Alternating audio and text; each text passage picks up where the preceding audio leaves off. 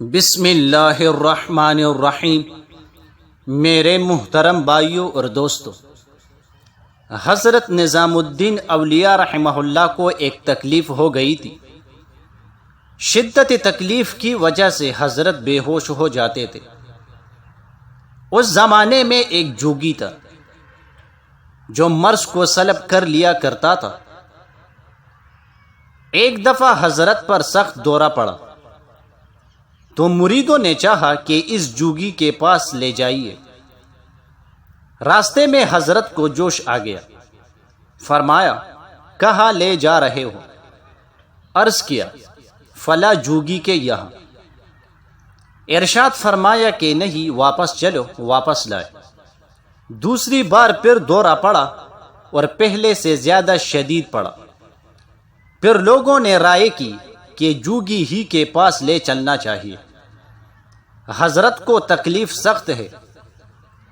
چنانچہ اس دفعہ جوگی کے پاس لے کر پہنچ گئے۔ اس نے مرض سلب کیا اور حضرت اٹھ کر بیٹھ گئے۔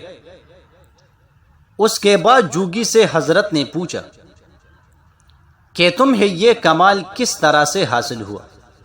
اس نے کہا کہ ہمارے گروہ کی ہدایت تھی کہ نفس کی مخالفت کرنا، چنانچہ میں نے اسی پر عمل کیا جس کی وجہ سے مجھے یہ کمال حاصل ہوا۔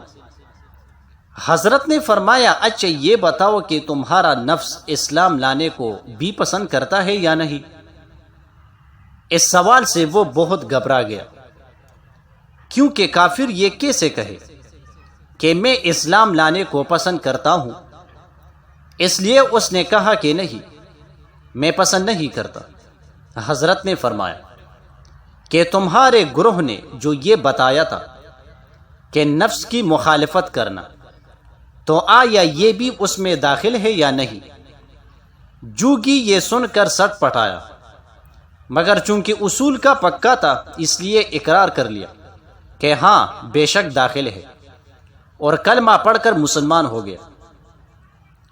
پھر جب ایمان دل میں آ گیا تو حضرت کو دیکھا کہ کہیں اونچے مرتبے پر فائز ہے۔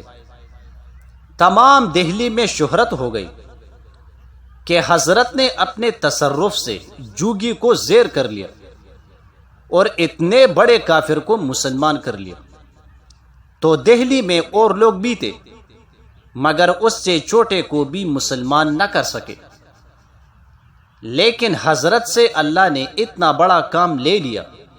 اسی کو میں کہہ رہا تھا کہ کام کے مختلف درجات ہیں، جو جس درجہ کا ہوتا ہے وہی وہ کام کر سکتا ہے، اور اگر کوئی چھوٹے درجہ والا یہ چاہے کہ بڑے درجے والوں کا سا کام کر لے تو یہ نہیں ہو سکتا۔ حکیم الامت حضرت مولانا اشرف علی تھانوی رحمہ اللہ کے یہاں امیر غریب سب جاتے تھے۔ حضرت کی مجلس میں بیٹھے ہوئے ایک شخص نے کہا کہ حضرت کے ولی ہونے میں تو کوئی کلام نہیں ہے، لیکن ہمارے شکی ہونے میں بھی کوئی کلام نہیں ہے۔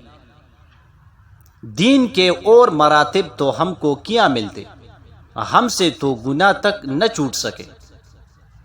اس کے بعد سے اس کی حالت بدلنی شروع ہو گئی۔ چنانچہ خود کہتے تھے کہ حضرت نے مجھے ایسا کھینچا کہ اب اگر گناہ کرنا چاہتے بھی ہے تو نہیں کر سکتے۔ حضرت نے توجہ فرمائی ہوگی جس سے قلب کی حالت بدل گئی۔ جزاک اللہ۔